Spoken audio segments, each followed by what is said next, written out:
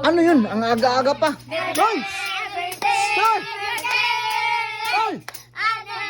Wala pa, malayo pa ang Pasko. September 1 pa. September pa ngayon ah. Alam mo, kahit malayo, mas maraming kita yan kung magmaaga kami mamamasko para pag December, marami na kaming pera. Kaya, kanta! Ano ba? Sandali. Ano ba, Uncle? Bakit ang tagaw-tagaw mo? Laki-laki ng tindahan mo, hindi ka makabigay ng 5 para makaipon kami, makabili kami ng sports car. Wala pa, layo pa ang Pasko. Tagaw mo naman, Uncle. Magbigay ka naman ng unti mong blessing, no?